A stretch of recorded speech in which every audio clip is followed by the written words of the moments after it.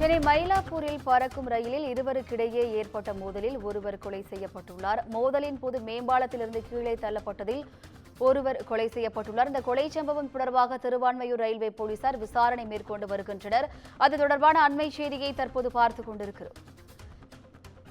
சென்னை மயிலாப்பூரில் பறக்கும் ரயிலில் இருவருக்கிடையே ஏற்பட்ட மோதலில் ஒருவர் கொலை செய்யப்பட்டுள்ளார். கூடுதல் விவரங்களை செய்தியாளர் சுப்பிரமணியன் வழங்க கேட்கலாம். வணக்கம் சுப்பிரமணியன், கூடுதல் விவரங்கள் என்ன?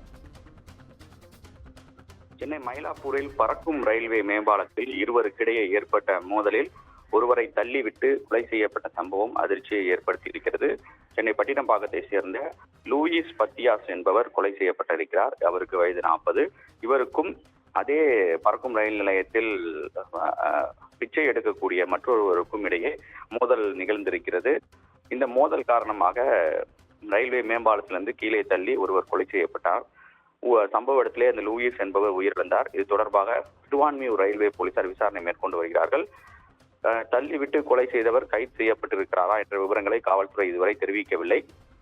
போலீசார் தொடர்ந்து விசாரணை மேற்கொண்டு வருகிறார்கள். அது மட்டுமல்லாமல் ரயில் நிலையத்தில் இருக்கக்கூடிய சிசிடிவி காட்சிகளையும் போலீசார் ஆய்வு செய்து கொண்டிருக்கிறார்கள். கூடுதல் விவரங்களுக்கு நன்றி சுப்பிரமணியன்.